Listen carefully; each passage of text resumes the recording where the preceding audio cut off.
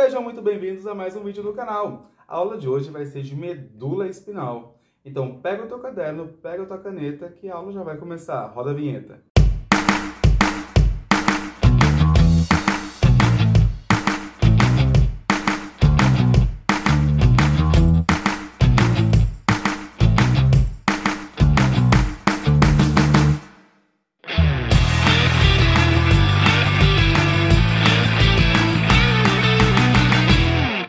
Muito bem, minha gente, antes de começar a aula, se você já é meu aluno, deixa aí a tua curtida, deixa o seu comentário e manda esse vídeo para o teu amigo que vai ajudar ele também nos estudos de medula espinal. Se é a primeira vez sua aqui no canal, considere deixar o seu like se esse conteúdo te agregar de alguma maneira, trouxer algum conhecimento novo para você, tá bom? Hoje eu preparei uma aula um pouquinho diferente. A aula vai ser hoje no Flipchart. Eu tô passada, chocada. Meu Deus! Jesus! E agora?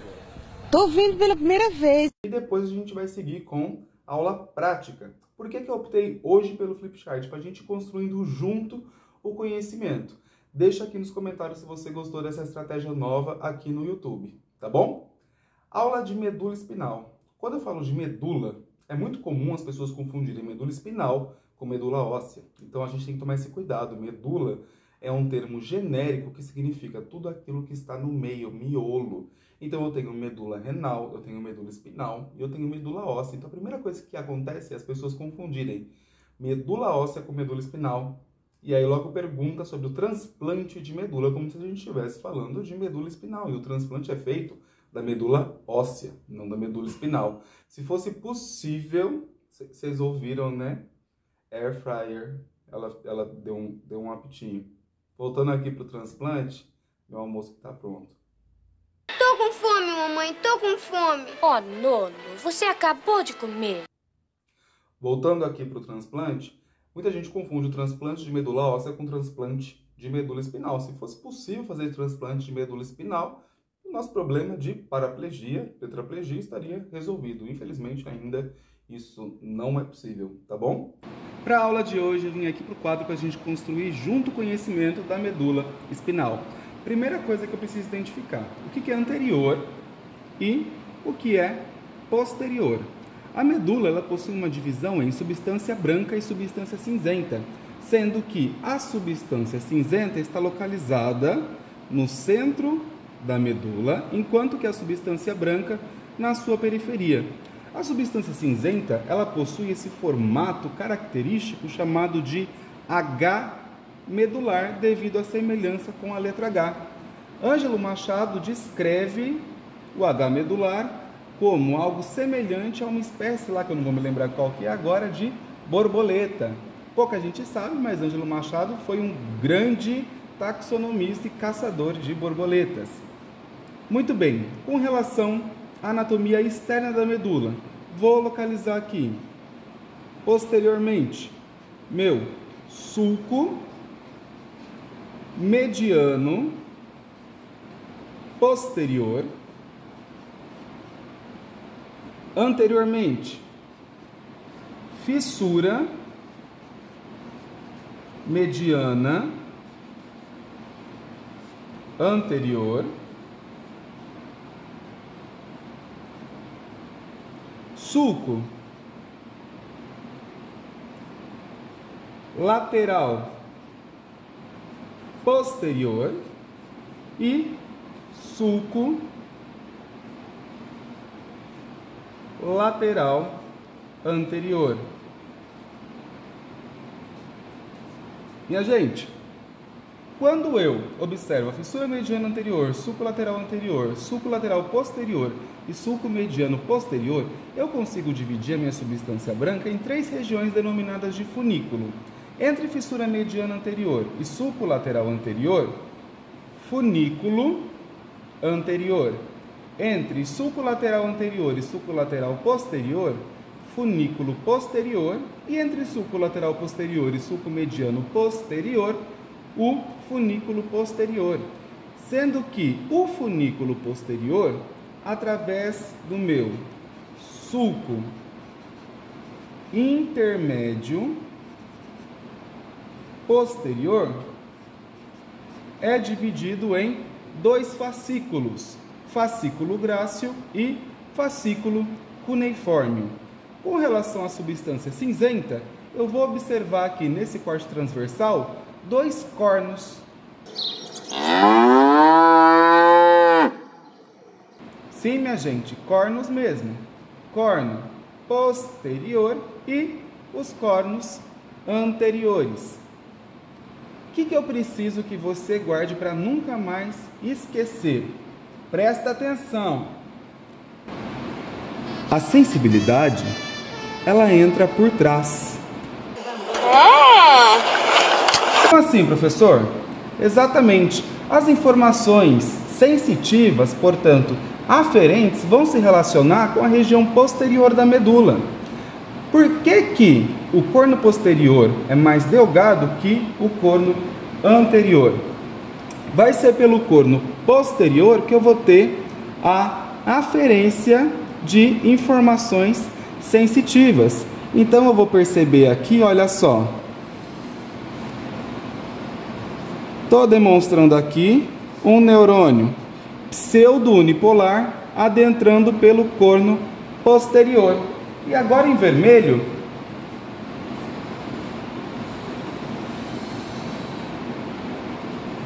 um neurônio motor. Percebam que o corpo do neurônio motor está localizado no corno anterior, por isso que o corno anterior apresenta-se mais dilatado que o posterior. Percebam também que no sulco lateral anterior e no sulco lateral posterior vai ser a região de saída e entrada, respectivamente, de informações motoras e sensitivas. Quando eu uno aqui raízes sensitivas com raízes motoras em um único feixe, eu tenho finalmente a formação do meu nervo espinal. Uma vez que o corpo do neurônio sensitivo está localizado fora do sistema nervoso central, aqui eu não terei um núcleo. Como que é o nome de um grupo de neurônios em que o corpo celular está localizado fora do sistema nervoso central? Gânglio. Então aqui eu tenho o gânglio sensitivo localizado posteriormente. Raiz sensitiva, raízes motoras. Juntei aqui as duas, informação sensitiva com informação motora, tenho um nervo espinal que, como vocês podem ver, é misto, ou seja, carrega informação tanto sensitiva como informação do tipo motora. E aí você deve estar se perguntando, por que substância cinzenta e substância branca? Eu consigo realmente ver diferença entre as cores? Consigo. Observem aqui nessa maquete. Substância cinzenta, formando o H medular, e substância branca na periferia. A substância branca possui essa coloração, por quê? Porque aqui eu vou ter predominância de axônios, e os axônios estão mielinizados. É a mielina que vai conferir essa coloração esbranquiçada. Enquanto que no meu H medular, eu vou ter principalmente corpos de neurônios, que por não serem mielinizados, vão conferir essa coloração mais acinzentada. Que tipo de informação que eu terei em cada um dos funículos? Vamos começar aqui com funículo posterior. Funículo posterior, eu vou ter aqui fascículos grácil e cuneiforme. No fascículo grácil, eu vou ter impulsos nervosos provenientes de membro inferior e da metade inferior do tronco, relacionado à propriocepção consciente, tato epicrítico, sensibilidade vibratória e estereognosia. Enquanto que, no fascículo cuneiforme, impulso nervoso proveniente de membro superior e da metade superior do tronco, também com as mesmas informações sensitivas. Então, perceberam a diferença que eu vou ter aqui entre fascículo grácil e fascículo cuneiforme? Enquanto que o grácil, localizado mais próximo da região mediana, tem informação proveniente de membro inferior e metade inferior do tronco, no cuneiforme eu já estou falando principalmente de membros superiores. Então eu tenho aqui uma organização de que informação que vem de membro inferior e que informação que vem de membro superior. lembra lá do músculo motor, que eu tenho todo o mapeamento do corpo, tanto no giro pré-central, quando eu falo de área motora primária, como no giro pós-central, quando eu falo de área somestésica primária. Tudo isso aqui em região de funículo posterior.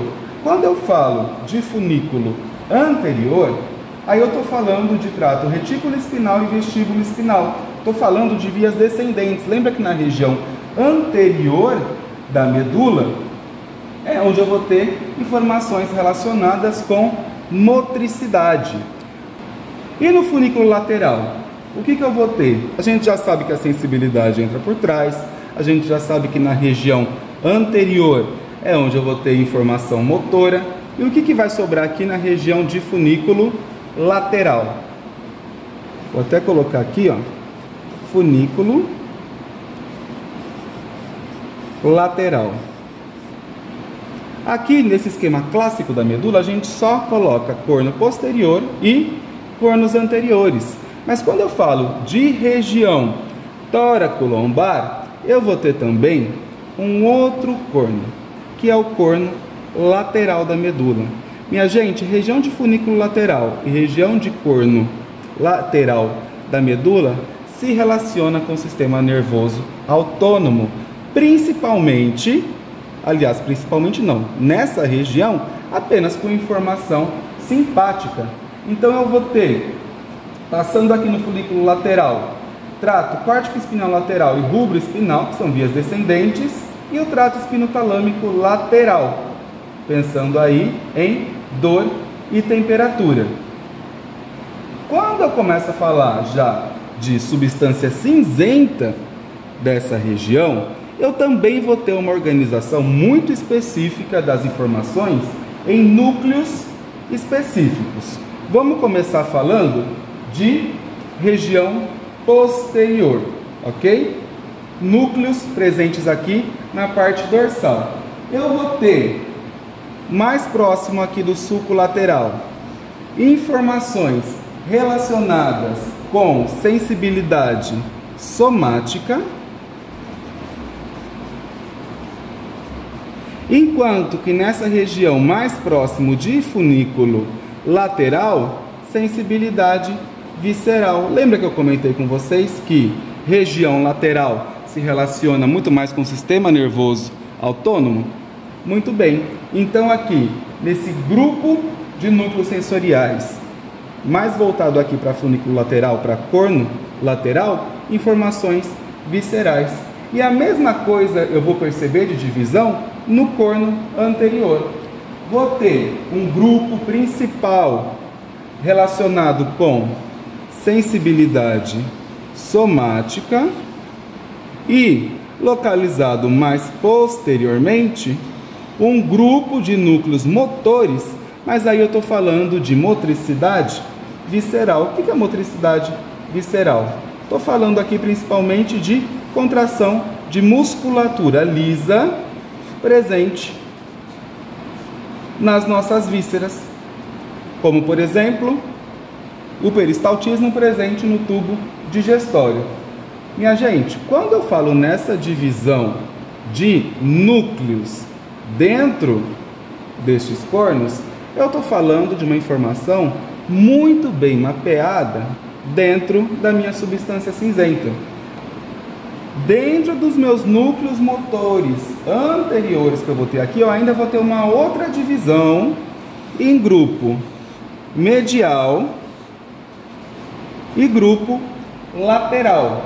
No meu grupo medial aqui no corno anterior, eu vou ter conjunto de corpos celulares de neurônios motores que vão inervar principalmente informação relacionada com o esqueleto axial. Enquanto que dos meus núcleos do grupo lateral da coluna anterior, conjunto de corpo de neurônio que vai inervar o quê? Esqueleto apendicular. E aí, quando eu penso em esqueleto apendicular, se eu estou falando de uma região mais alta da medula, eu estou falando de membro superior. Se eu já vou para corno anterior de região inferior da medula, como por exemplo região lombar e sacral, estou falando de membro inferior. Utilizarei essa peça aqui para mostrar para vocês agora a parte macroscópica da anatomia da medula. Percebo que a medula possui 4 regiões: região cervical, região torácica, lombar e parte referente à região sacral. Vou apresentar agora cada uma dessas regiões. A primeira coisa que a gente consegue observar é a presença da fissura mediana em toda a extensão da medula espinal. Destaco aqui a presença de uma região mais dilatada na região cervical, denominada de intumescência cervical, e outra região mais dilatada, localizada na região lombar, denominada de intumescência lombar. Por que essas regiões são mais dilatadas? Percebam que aqui na região cervical eu vou ter a formação de plexo braquial. E como eu tenho a formação do plexo braquial, é natural que nessa região da medula eu tenha maior presença de neurônios que vão compor o plexo braquial. Por isso, região mais dilatada. A mesma coisa eu consigo descrever na região lombar. Terei aqui neurônios que vão compor os membros inferiores. E quando eu falo de neurônios, eu estou falando tanto de neurônios sensitivos como de neurônios motores. Por isso, essas duas regiões se apresentam mais dilatadas.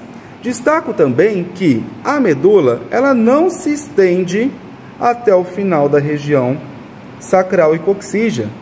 A medula ela vai terminar aqui na região de L2 e ela termina numa região mais afunilada, denominada de cone medular. A medula ela é revestida pela pia mater, intimamente associada. E quando o cone medular se termina, a pia mater ela vai acompanhar esse término aqui na forma de filamento terminal que vai se inserir lá na região coxígea, auxiliando na fixação. Quando eu observo região cervical, eu vejo aqui que os meus nervos espinais, eles estão acompanhando cada segmento da coluna vertebral. Só que, lembra que eu mencionei para vocês, ela termina na região de L2, mas eu vou ter um par de nervo espinal para cada segmento da coluna. Por que então que isso acontece, sendo que ela termina em L2? Porque eu tenho um crescimento longitudinal muito maior do esqueleto do que da própria medula. Só que eu tenho toda uma segmentação da medula que obedece à minha segmentação dos nervos espinais. Então, embora a medula termine aqui na região de L2, eu vou ter sim uma segmentação até região coxígea da medula. Como o meu crescimento ósseo longitudinal foi muito maior do que a medula, eu vou ter, conforme eu venho para a região caudal, cada nervo espinal procurando o seu respectivo forame intervertebral para a formação do nervo espinal. Isso faz com que na região lombosacral eu observe esse conjunto de raízes de neurônios procurando o seu respectivo forame intervertebral. Como essas raízes estão unidas num formato aqui parecendo um rabo de cavalo, essa região é chamada de cauda equina. Aqui eu tenho uma clássica maquete de medula espinal presente em muitos laboratórios de anatomia, onde a gente consegue observar aqui, olha só, corte transversal da medula, sendo perceptível substância cinzenta e substância branca. Observo corno posterior e corno anterior, fissura mediana anterior, sulco lateral anterior, sulco lateral posterior e sulco mediano posterior. Observem aqui na tridimensionalidade a diferença de corno para coluna. Muitas vezes a gente utiliza o nome como um sinônimo de tanto faz, corno ou coluna posterior. Qual que é a diferença?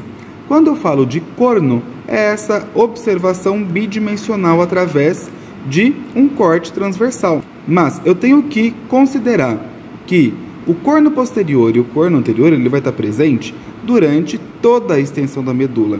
Então, quando eu imagino o comportamento da substância cinzenta Ao longo de toda a coluna, de maneira tridimensional, como eu observo aqui desse lado, aí sim eu observo uma coluna. Então, corno, corte transversal, coluna, essa visão tridimensional da substância cinzenta ao longo de toda a medula espinal. Observo aqui artéria espinal anterior e veia espinal anterior, saindo de sulco lateral anterior às raízes motoras e chegando, percebam que eu falei saindo e chegando, obedecendo o sentido do potencial de ação, do impulso nervoso, minhas raízes posteriores com informação sensitiva. Olha aqui o meu gânglio sensitivo e nervo espinal. E para finalizar, aqui na região central do H medular, eu vou observar o canal central da medula, que é um resquício do tubo neural, que vai se comunicar lá superiormente com meus 4 ventrículos do encéfalo. Esse era o recado que eu tinha para dar para vocês. Espero que vocês tenham curtido a aula. Deixe um comentário aqui embaixo dizendo o que você achou. E, como a aula foi um pouquinho mais longa hoje, a merenda está melhorada. Hoje a gente vai ter arroz, estrogonofe e batata frita. Tá bom? Até o próximo vídeo e tchau, tchau!